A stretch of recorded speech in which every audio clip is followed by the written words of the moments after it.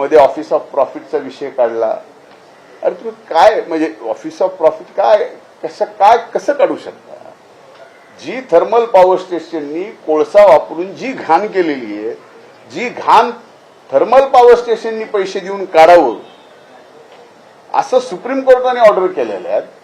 आणि याच्या बाबतीत आता तिथं काही शासकीय पद असं आहे माझ्या कंपनीमध्ये की ज्या कंपनीत मी माझ्या बायकोला बसवलंय, की मी बसवलंय, ही 2006ची कंपनी आहे.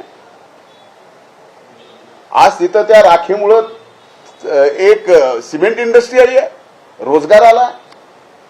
आणि ज्या वेळेस राख हे बॅगमध्ये जात नव्हत्या, स्लरीमध्ये जायचे, त्यावेळेस राखेचे तळ असायचे. आता आमच्याकडे अशी 2-4 तळे आहेत. ही तळे साफ करायला नको, कारण ज्या वेळेस तुम्ही मे महिन्यात याल, एप्रिल महिन्यात याल, वादळात याल, त्यावेळेस आमचा अख्खं परळी आणि परिसर धुळीत दिसतो, त्या राखेत दिसतो. याच्यावर पण आरोप करावेत. हे आरोप कुणी करावेत? म्हणावं एनर्जी मिनिस्ट्रीने, ऊर्जा विभागानं म्हणावं की ही राख घेऊन जाणं बेकायदेशीर आहे.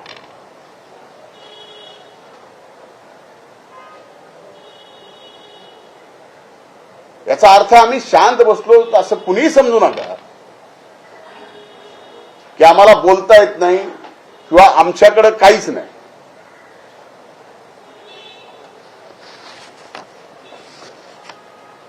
मीडियामध्ये यायचं, येऊन स्वतःचा प्रभाव निर्माण करणं तसं काही अवघड नाही. मी 5 वर्ष राज्याचा विरोधी पक्ष नेता राहिलेलो आहे. पण बीड जिल्ह्यामध्ये एक अतिसंवेदनशील घटना घडली आहे. त्या घटनेचे जे हत्यारे आहेत त्यांना फासावर लटकवणं ही आमची जबाबदारी आहे.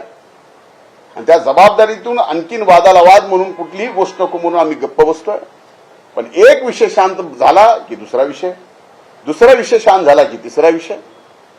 हे नेमकं काय करायचंय? माझी अंजलीताई बदनामी यांना माझ्यावर सातत्याने आरोप करण्याचे काम ज्यांनी कुणी दिले असेल, माझ्यावर सातत्याने आरोप करायचे काम ज्यांनी कुणी दिले असेल, त्यांना व अंजलीताई दमानी यांना माझ्याकडून शुभेच्छा आहेत.